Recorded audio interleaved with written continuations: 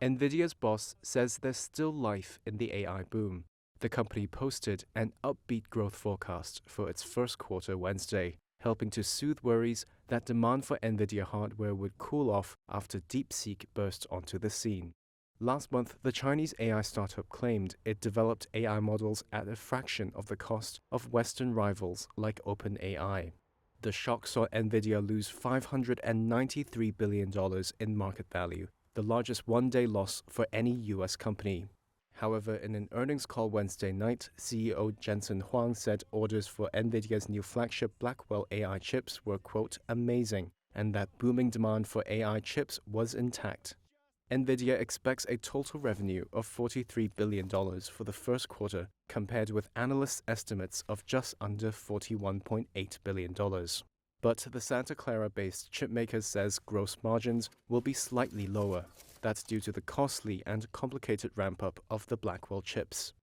Earlier this week, a Reuters exclusive said Chinese companies are buying up Nvidia's H20 chips at record rates due to booming demand for DeepSeek's low-cost AI.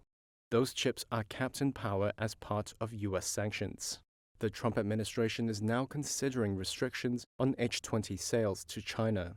Speaking to Reuters, co-founder of IDX Advisors Ben McMillan said potential extreme measures under the Trump administration, such as capping the quantity or types of Nvidia chips to China, could be a real concern to the AI powerhouse. I think the bigger concern is that if it does get more extreme, you might see China start to reduce demand and pivot to internally sourced chips, or again just something out of what we saw with DeepSeek, where they just figure out how to do more with the lower tier Nvidia chips, which aren't banned. In more positive news for Nvidia, its Spectrum-X Ethernet for networking was chosen for Trump's Stargate data center project, according to CFO Colette Kress.